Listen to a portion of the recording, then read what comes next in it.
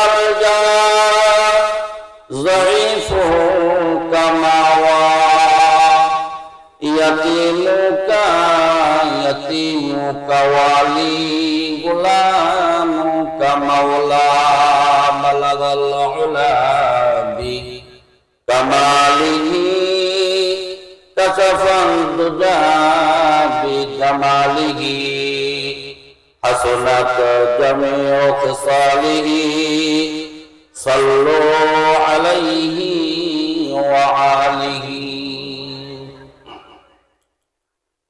আলহামদুলিল্লাহ তুম্মা আলহামদুলিল্লাহ। আমরা এদিক সেদিক ঘোরাফেরা না করে আমরা মঞ্চের সামনে এসে বসে যাই ভাই। এখানে মঞ্চের সামনে বসলে আজকের এই মাহফিলের আদব রক্ষা হবে। আর যদি আমরা এদিক সেদিক ঘোরাফেরা করি বা মেলার মধ্যে আড্ডা দেই তাহলে এটা একটা অপমানজনক কথা। সুতরাং আমরা প্যান্ডেলের সামনে এসে বসি, দ্বীনের ইসলামের কথা আমরা যেটাই শুনবো ভালো নিয়তে নেক নিয়তে শুনলে আল্লাহ পাক প্রত্যেক কথায় কথায় আল্লাহ তাআলা সওয়াব দিবে। আমলে নিয়ত করে শুনলে আরো সওয়াব। আমি আপনাদের সামনে একটা কোরআনে কারীমের আয়াতে কারিমা তেলাওয়াত করেছি। পয়গম্বর সাল্লাল্লাহু আলাইহি ওয়াসাল্লামের অসংখ্য হাদিস থেকে একখানা হাদিস পাঠ করেছি।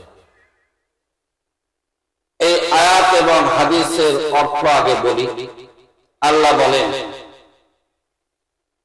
হে নবী আপনি বলে দেন, কুল হে নবী আপনি বলে দেন, ইন কুনতুম তুহিব্বুনাল্লাহ, যদি তোমরা আল্লাহর মুহাব্বত পেতে চাও, আল্লাহর ভালোবাসা পেতে চাও, আল্লাহর আশিক হতে চাও, ফাত্তাবিউনি ইউহিব্বুকুমুল্লাহ। এই নবী আপনি বলে দেন, আল্লাহর যদি তোমরা প্রেমিক হতে চাও, ভালোবাসা পেতে চাও, ফাত্তাবিউনি আমি নবীর আদর্শ মতে তোমরা চলো। আমি নবীর আদর্শ, আমি নবীর যে দ্বীন নিয়ে এসেছি, যে ইসলাম নিয়ে এসেছি, এই ইসলামের উপর তোমরা রাজি খুশি হয়ে যাও।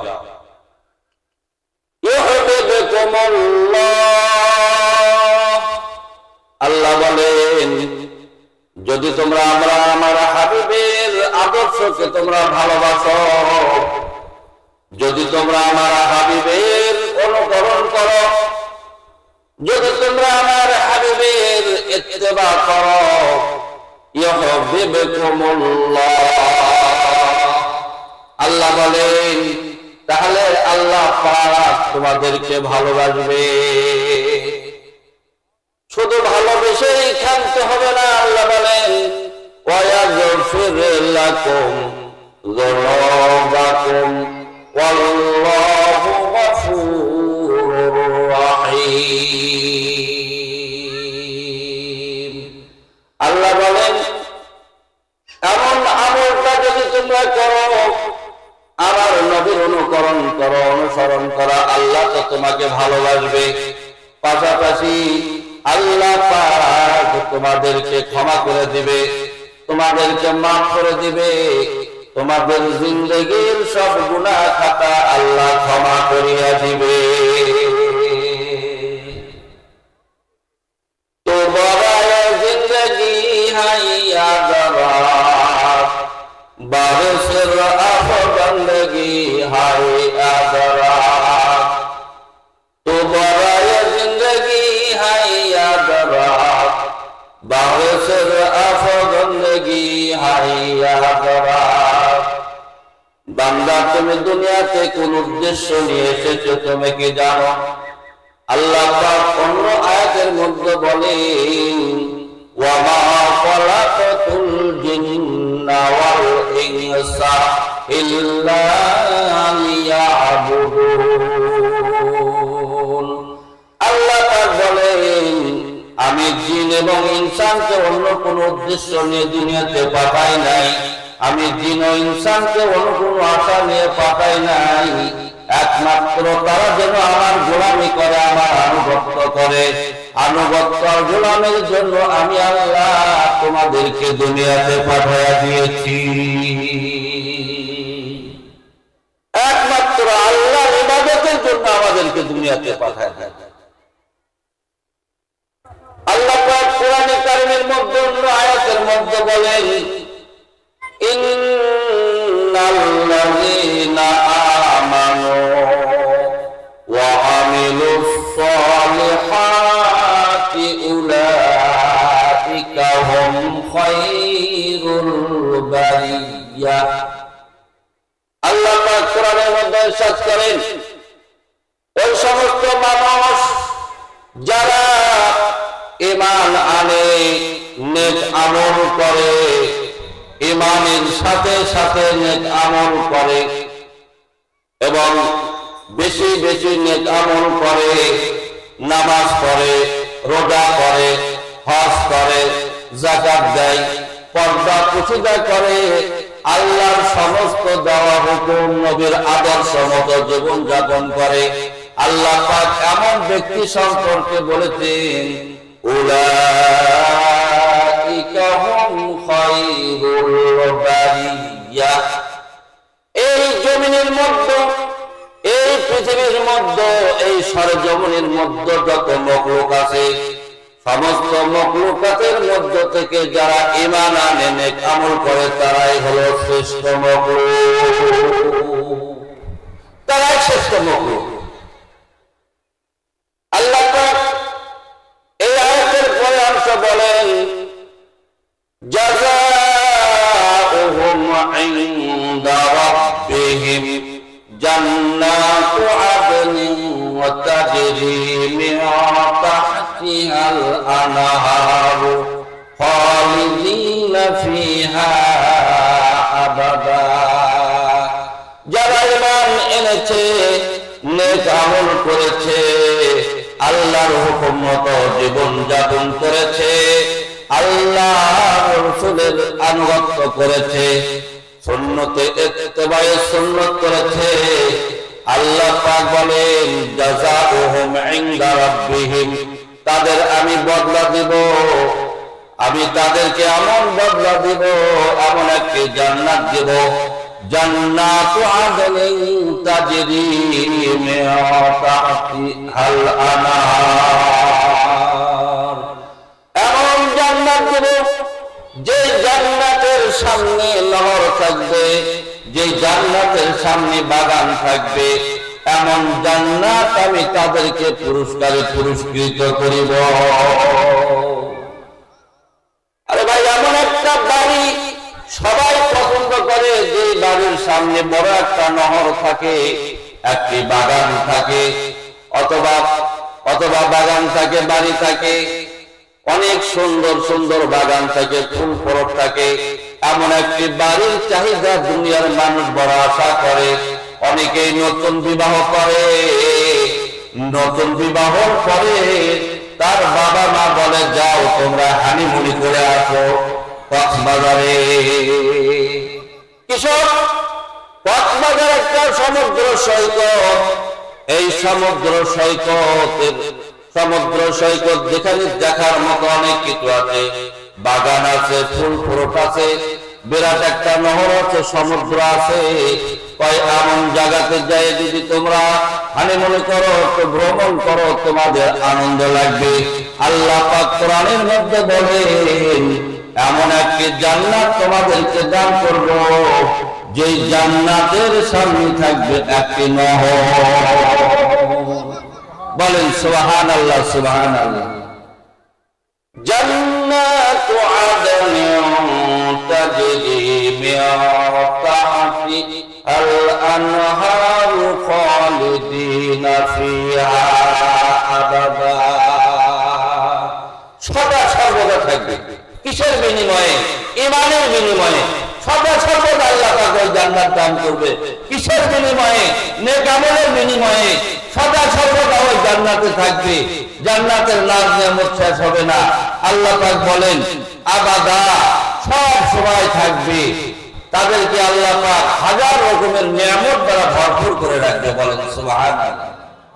রাদিয়াল্লাহু তাআলা ওয়া রাদিয়াল্লাহু আনহুম ওয়া রাদু আন যালিকা লিমান খাশিয়া রাব্বাহ। আল্লাহ বলেন এই আয়াতটি নাযিল হয়েছে ওই সমস্ত সাহাবা যারা প্রথম সাহাবী ছিলেন, যারা প্রথম ইসলাম গ্রহণ করেছিলেন। তাদের ইসলাম গ্রহণের বদৌলতে তাদেরকে অনেক নির্যাতন করা হয়েছে, নিষ্পেষিত করা হয়েছে, জুলুম করা হয়েছে, অত্যাচার করা হয়েছে। অনেক জুলুম নির্যাতনের পরেও ওই সমস্ত সাহাবারা ঈমান ছাড়ে নাই, কালেমা ছাড়ে নাই। আল্লাহ পাক আর তাদের অন্তরের মধ্যে এত ভয় ছিল, আল্লাহ বলেন যালিকা লিমান খাশিয়া রাব্বাহ, তারা আল্লাহকে অধিক ভয় করত। বলেন সুবহানাল্লাহ। প্রথম ইসলাম গ্রহণ করেছেন যারা প্রথম ঈমানের দাওয়াত গ্রহণ করেছেন, গুটি কয়েক সাহাবী ছিলেন। তাদের মধ্যে সর্বপ্রথম আবু বকর, হযরতে খাদিজাতুল কুবরা, হযরতে বিলাল রাদিয়াল্লাহু তাআলা আনহু, হযরতে আলী রাদিয়াল্লাহু তাআলা আনহু, এরকম বিশেষ কিছু সাহাবী ইসলাম গ্রহণ করেছিলেন। বংশীয়ভাবে যাদের সাহায্যকারী আছে তারা কালেমা পড়ার কারণে তাদের শরীরে হাত দিতে পারে না। তাদের বংশীয়ভাবে যারা শক্তিশালী, কিন্তু যারা কৃতদাস ছিল তাদের উপর খুব জুলুম করা হয়েছে, তাদের উপর খুব অত্যাচার করা হয়েছে। তার মধ্যে থেকে বিশেষ একজন সাহাবীর কথা বলবো, যে সাহাবীর নাম হযরতে বিলাল। যে বিলাল রাদিয়াল্লাহু তাআলা আনহু মুয়াজ্জিন ছিলেন। আল্লাহর নবী যতদিন দুনিয়াতে ছিলেন মদিনার মসজিদের মুয়াজ্জিন ছিলেন বিলাল রাদিয়াল্লাহু তাআলা আনহু। তিনি ছিলেন কালো, তিনি ছিলেন কুৎসিত কালো, এবং তিনি ছিলেন একজন গোলাম। তার মাও ছিল একজন দাসীর ঘরের গোলাম। তিনি ইসলাম আল্লাহর নবী দ্বীনের দাওয়াত দিচ্ছেন, কালেমার দাওয়াত দিচ্ছেন। তাই কালেমার দাওয়াত তিনি গ্রহণ করলেন, কিন্তু তিনি যে গোলাম, তিনি একজনের বাড়িতে কাজ করে, তার নাম উমাইয়া বিন খলফ। এই উমাইয়া বিন খলফ ছিল একজন বড় নেতা, মক্কার বড় নেতা। এই নেতার বাড়িতে থেকে কাজ করত, কিন্তু গোপনে গোপনে দিকে ইসলামের দাওয়াত গ্রহণ করেছে। উমাইয়া যখন জানতে পারলো, উমাইয়া যখন দেখতে পারলো ঘরের মধ্যে বিলাল শুয়ে আছে, কিন্তু সে কালেমার তাসবিহ পড়তেছে, লা ইলাহা ইল্লাল্লাহ, লা ইলাহা ইল্লাল্লাহ, লা ইলাহা ইল্লাল্লাহ। এমন ভাবে তিনি রাত্রে বেলা নামাজ আদায় করেন, কালেমা পড়তেছে, ইল্লাল্লাহ জিকির করতেছে। উমাইয়া বিন খলফ কান পাতে শুনতেছে বিলাল কার তাসবিহ পড়ে, কার কথা বলে, দেখতেছেন। শুনতে পারলো উমাইয়া বিন খলফ মুহাম্মাদের নাম জপতেছে, আল্লাহর নাম জপতেছে, আল্লাহর নাম জপতেছে। উমাইয়া বিন খলফ বিলালকে ডাক দিয়ে বলতেছে, বিলাল, আমি আজকে রাত্রে জানতে পারলাম তুমি যেন কি যেন তুমি গুনগুন করে পড়ো, তবে আমি একটু শুনতে পেলাম তুমি মুহাম্মাদের নাম জপতেছ, মুহাম্মাদের আল্লাহর নাম জপতেছ। এটা কি ঠিক না বেঠিক? হযরত বিলাল ছিলেন সত্যবাদী, কোন ক্রমেই তিনার কথার মধ্যে কোনো ছোট নাই, তিনার আওয়াজের মধ্যে ছোট নাই। মনিবের কাছে বলে দিল, হে মনিব, আমি কালেমা পড়েছি, মুহাম্মাদের উপর ঈমান আর মুহাম্মাদের রবের উপর ঈমান এনেছি, মুহাম্মাদকে নবী বলে মেনেছি, তাই আমি তার তাসবিহ পড়ি। উমাইয়া বিন খলফ বলে তুমি আমার সংসারে খাবা, তুমি আমার কাজ করবা, আমার সংসারে তুমি খাওয়া দাওয়া করবা, আর তুমি মুহাম্মদ আর মুহাম্মাদের রবকে ডাকবা। এটা তো কখনো সম্ভব হয় না। হয় কালেমা ছাড়ো, না হইলে তোমার কিন্তু পানিশমেন্ট হবে। তোমাকে কিন্তু অনেক মারধর করা হবে, তোমাকে কিন্তু অনেক কষ্ট দেওয়া হবে যদি তুমি মুহাম্মাদের কালেমা না ছাড়ো। যদি মুহাম্মাদের কালেমা তুমি না ছাড়ো। হযরত বিলাল রাদিয়াল্লাহু তাআলা আনহু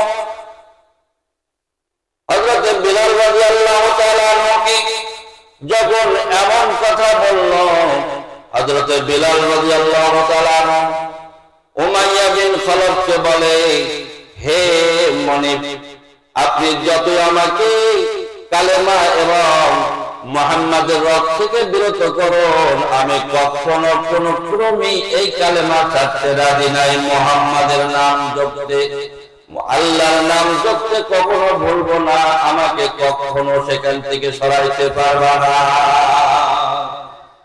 উমাইয়া বিন খালফ রাগে অগ্নিশর্মা হয়ে, কঠিন রাগে অগ্নিশর্মা হয়ে তাকে শাস্তি দেওয়া শুরু করলো।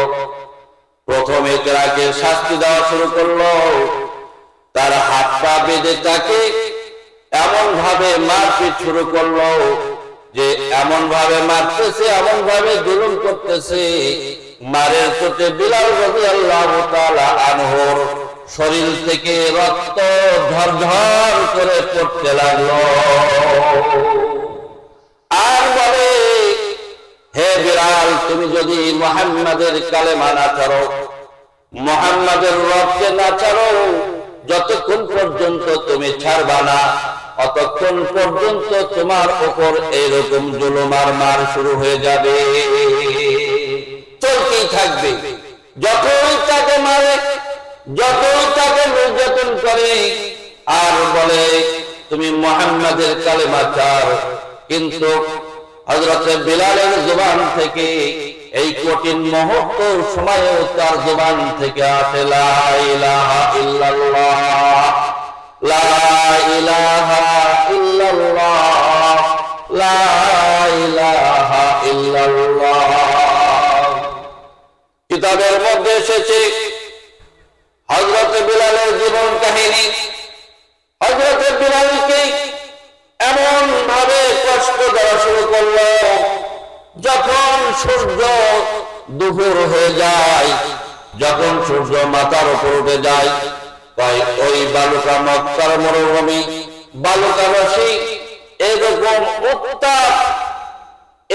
বালুকা রশি উত্তপ্ত হয়ে ওঠে।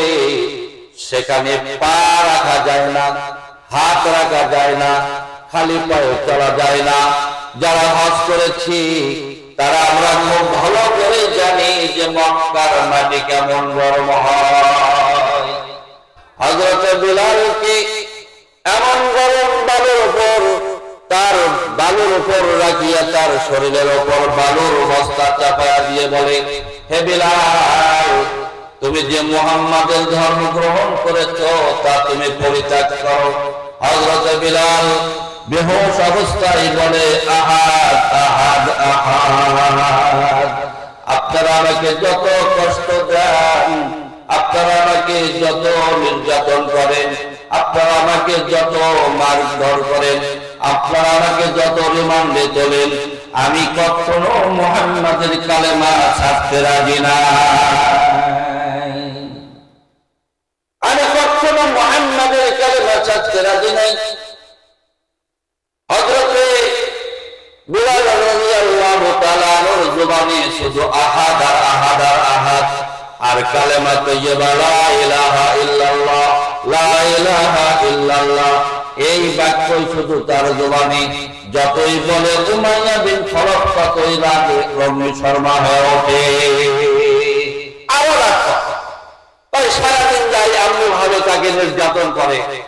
রাত লাগলে তার শরীরের উপর ভারী পাথরের বস্তা চাপা দিয়ে বলে, এখনো সময় আছে, হে বিলাল, তুমি মুহাম্মাদের ইসলাম ধর্ম ছাড়ো, নইলে তোমাকে আরো কঠিন নির্যাতনে তোমাকে নির্যাতিত করা হবে। তুমি হয় মুহাম্মাদের কালেমা ছাড়ো, ওই ধর্ম ছেড়ে দাও, আমাদের ধর্ম গ্রহণ করো, আমাদের লাত ও উজ্জার ধর্ম গ্রহণ করো। সুতরাং তুমি যতক্ষণ পর্যন্ত মুহাম্মাদের ধর্ম না ছাড়বে, অতক্ষণ পর্যন্ত আমরা তোমাকে এই কঠিন নির্যাতন ছেড়ে দেব, নির্যাতন ছেড়ে দেব। হযরত বিলাল যখন রাতের বেলা হয়, বিলাল রাদিয়াল্লাহু তাআলা আনহুর শরীরের উপর বালুর বস্তা চাপা দিয়ে থই আর বলে, বিলাল কাল মুহাম্মাদের কালেমা ছাড়, নইলে কিন্তু তোমার আরো জুলুম নির্যাতন হবে। হযরত বিলাল এই কঠিন মুহূর্তের মধ্যে বলে, লা ইলাহা ইল্লাল্লাহ, লা ইলাহা ইল্লাল্লাহ, লা ইলাহা ইল্লাল্লাহ, এই কালেমা পড়তে থাকে, আবার আহাদ আহাদ বলতে থাকে। এমন অবস্থায় উমাইয়া বিন খলফ আর তার লোকজন বলে, বিলাল এত কষ্ট করো না, এত কষ্ট আর সহ্য হয় না, তুমি মুহাম্মাদের দিন ছাড়ো, আমাদের লাত ও উজ্জার কথা বলো। তখন বিলাল রাদিয়াল্লাহু তাআলা আনহু বলেন কি এমন শব্দ, বিলাল রাদিয়াল্লাহু তাআলা আনহু বলেন যে আপনার যে লাত ও উজ্জার কথা বলতেছেন, যে মূর্তির কথাগুলো বলতেছেন, সেইগুলি ভাষা আমার জবানে আসে না, আমার জবানে শুধু এটাই আসে, আহাদ আহাদ আহাদ আহাদ ছাড়া আর কোনো বাক্য আসে না। বলেন সুবহানাল্লাহ। কত কষ্টের জিন্দেগি হযরত বিলাল, কত কষ্টের জুলুম, কিভাবে রিমান্ডে, কিভাবে কষ্টের মধ্যে বিলালকে রেখে দেওয়া হয়েছে। অনেক কষ্ট দিল, আর একটা কষ্ট শুরু করে দিল। মক্কার অলিগলির যারা যুবক ছেলেপেলে আছে, কাফের মুশরিক, তাদেরকে উমাইয়া বিন খলফ ডাকতে কয়, তোমরা এই বিলালকে কষ্ট দাও, এই বিলালকে তোমরা এমন ভাবে কষ্ট দাও, বিলালের গলায় দড়ি লাগাও, বিলালকে উত্তপ্ত বালুকা রশির উপর তাকে ঘুরাইয়া নিয়ে বেড়াও, আর তাকে নির্যাতন করো, তাকে মারপিট করো। কয় এমন ভাবে ওই যুবক ছেলে পেলে, কাফের যুবক ছেলে পেলেদেরকে লিলিয়ে দিল, তাদেরকে কিছু টাকা দেওয়া হলো।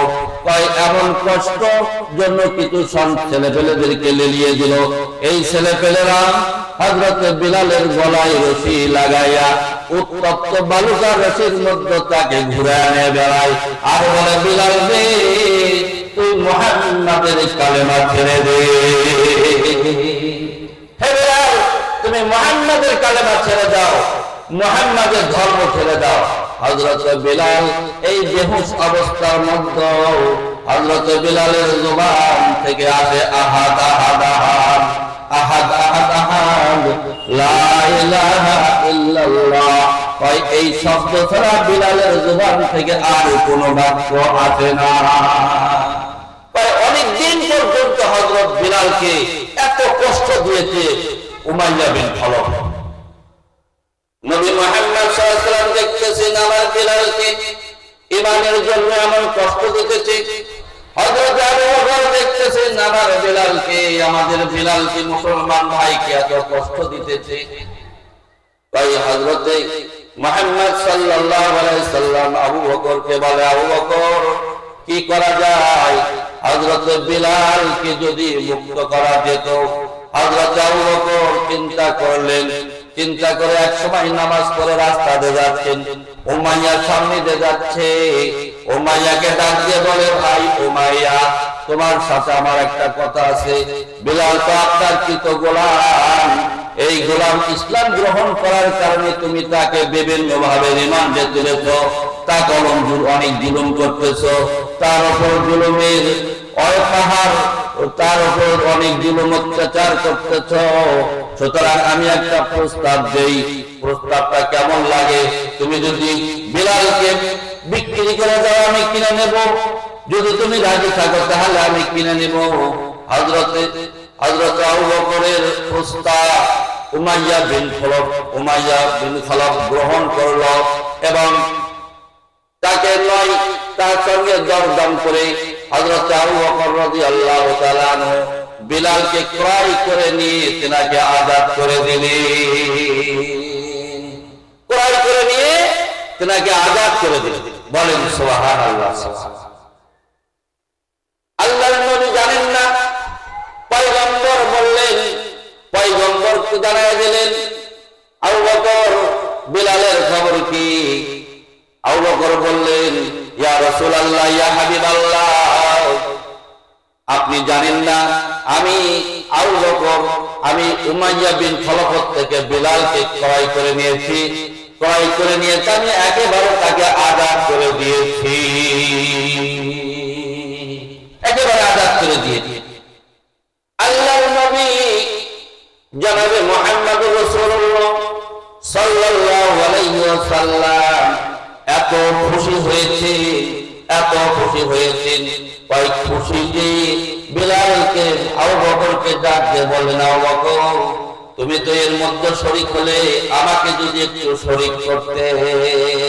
আবু বকর বলে, ইয়া রাসূলুল্লাহ, ইয়া হাবিবাল্লাহ, আমি তো ক্রয় করেছি একমাত্র আল্লাহকে রাজি খুশি করার জন্য। আপনি তো হাবিব, আল্লাহ যদি আমার উপর রাজি থাকে, আপনি যদি আমার উপর রাজি থাকেন, এটা আমার জন্য যথেষ্ট। বলেন সুবহানাল্লাহ। এই ভাবে হযরতে আবু বকর রাদিয়াল্লাহু তাআলা আনহু হযরত বিলালকে এই কঠিন জুলুম থেকে, হযরত আবু বকর রাদিয়াল্লাহু তাআলা কঠিন জুলুম নির্যাতন থেকে হযরত বিলালকে নিষ্কৃতি দিয়ে দিলেন। বলেন সুবহানাল্লাহ। খালি কালেমার বাদৌলত, ঈমানের বাদৌলত, ঈমানের বাদৌলত হযরত বিলাল নবীকে এত মহব্বত করেছেন, এত ভালোবেসেছেন, এত মহব্বত করেছেন। কিতাবের মধ্যে আসতো হযরত বিলাল নবী ছাড়া কিছুই বুঝতো না। নবীর প্রেম, নবীর ভালোবাসা হযরত বিলালের মধ্যে এত বেশি ছিল যে মানুষটা কালো ছিল, কিন্তু নবীর প্রেমই তার অন্তর ভরা ছিল। যখন হিজরত করলেন মুসলমানেরা, হিজরত করে যখন মদিনায় গেলেন, মদিনাতে যাওয়ার পর মসজিদ নির্মাণ হলো, আযানের ব্যবস্থা করা হলো। কে আযান দিবে, মুয়াজ্জিন কে হবে? আল্লাহর নবী বললেন, আমার একজন বিশেষ সাহাবী আছেন, কিতদার একজন সাহাবী আছেন, তার নাম বিলাল। এই বিলালকে এই মসজিদের আযানের জন্য তোমরা নিযুক্ত করো, এই বিলালকে তোমরা আযানের জন্য নিযুক্ত করো। হযরত বিলাল মদিনার মসজিদের জন্য আযান নিযুক্ত হলেন। আযান দেন, আযান শুনে সবাই খুশি হয়ে যায়, মুসলমানেরা একত্রিত হয়, নামাজে চলে যায়, সবাই নামাজ পড়ে। হযরত বিলাল আযান দেওয়ার পরেই রাসূলের ঘরের দরজায় গিয়ে দাঁড়ায় বলে, হাইয়া আলাস সালাহ, হাইয়া আলাল ফালাহ, ইয়া রাসূলুল্লাহ। আযান দিয়েছে, আবার রাসূলের ঘরের দরজায় গিয়ে বলে, হাইয়া আলাস সালাহ, হাইয়া আলাল ফালাহ, ইয়া রাসূলুল্লাহ। আল্লাহর নবী ওযু করে মসজিদে দাঁড়ায় আছে, আর নবীজি হাত ধরে, নবীজির হাত ধরে বিলাল নিয়ে আসেন। বলেন সুবহানাল্লাহ। এত ভালোবেসেছেন বিলাল রাদিয়াল্লাহু তাআলা রাসূলকে। একদিন কোন এক কারণে বিলাল আযান দেয় না, ওমর আযান দিয়েছে। আল্লাহ পাক জিবরাইল মারফতে নবীজির কাছে পয়গাম পাঠায়েছে, আজকে কেন আযান হয় নাই মদিনার মসজিদে, আজকে কি আযান দিয়েছে? তালাশ করে দেখা গেল হযরত ওমর আযান দিয়েছে, বিলাল আযান দেয় নাই। জিবরাইল ডাকতে বলে, আজকের আযান আরশে আজিম পৌঁছে নাই। তাহলে বিলাল রাদিয়াল্লাহু তাআলা আল্লাহর কত বড় আশিক ছিলেন, আল্লাহর কত বড় প্রেমিক ছিলেন যে বিলালের আযান আল্লাহ পাকের কাছে এত গ্রহণযোগ্যতা পেয়েছে। বলেন সুবহানাল্লাহ। একদিন উমাইয়া বিন খলফ আবু বকরকে বলতেছে, আবু বকর, তুমি যে আমার থেকে বিলালকে ক্রয় করেছিলে, আমি মনে করলাম যে তুমি যদি আমার কম দিতে তাহলে আমি তাও দিয়ে দিতাম, 1 টাকা আমি যদি কম দিতে তাহলে আমি তাও দিয়ে দিতাম। আবু বকরকে বলতেছে, হযরতে বিলাল আবু বকর রাদিয়াল্লাহু তাআলা আনহু বলতেছে, আপনি যদি ওই সময় 10 রুপিয়া বা 9 রুপিয়ার বদলে 10 পয়সার বদলে যদি আপনি 100 পয়সাও চাইতেন, 100 রুপিয়াও চাইতেন, তাও আমি ক্রয় করে দিতাম। বলেন সুবহানাল্লাহ। এই বিলাল রাদিয়াল্লাহু তাআলা আনহু আযান আল্লাহর কাছে এত প্রিয় ছিল। মক্কা যখন বিজয় হয়, বিজয় হওয়ার পরে মক্কার আশেপাশের সবাই ইসলাম গ্রহণ করতেছে, কেউ ইচ্ছায় অনিচ্ছা ইসলাম গ্রহণ করতেছে।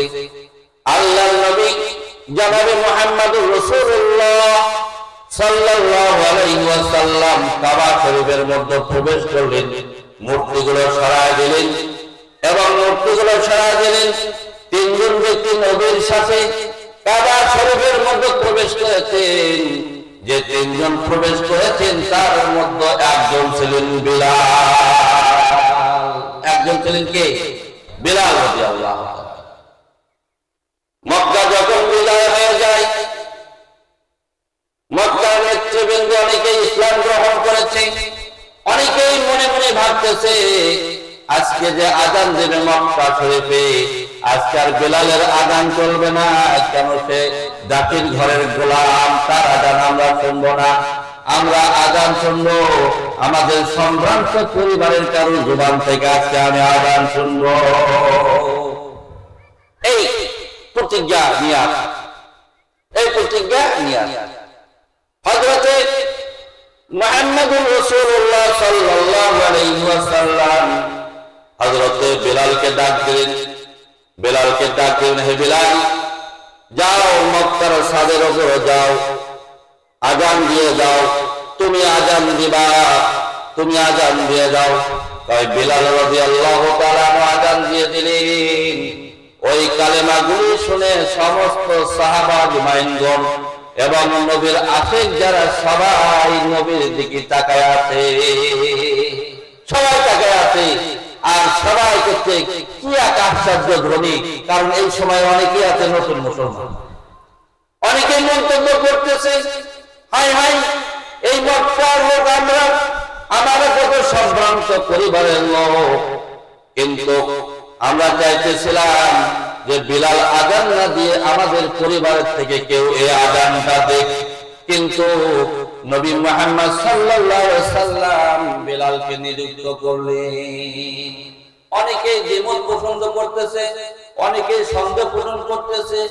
জিবরাইল আলাইহিস সালাতু ওয়াস সালাম মানুষের রূপ ধরে আসে, মক্কার লিডারদের কাছে জিজ্ঞেস করতেছে, আজকে যে বিলাল আযান দিল তোমার মত কি? বলতে আমার কাছে খুব ভালো লাগলো না। একদিন বলতে আমার কাছে খুব ভালো লাগলো না। আর একজনকে বলতেছে তোমার মত কি? কয় আমার কাছে খুব একটা ভালো লাগা। কয় কয়েকজনকে জিজ্ঞেস করতেছে, কয় কেউ ভালো বলতেছে, কেউ মন্দ বলতেছে। আবু সুফিয়ান ওই সময়কার নতুন মুসলমান, আবু সুফিয়ানের কাছে জিজ্ঞেস করতেছে, জিবরাইল সাল্লাল্লাহু আলাইহি ওয়াসাল্লাম বলো তো বিলাল যে আযান দিল তোমার মতটা কি? কয় আমি কিছুই বলবো না। আমি ভালো বলে মন্দ বলে যে কোনো ধরনের কথা যদি আমি বলি, তাহলে বালু কোনার মাধ্যমে মুহাম্মাদের কাছে এই কথা পৌঁছে যাবে। সুতরাং আমি কিছুই বলবো না।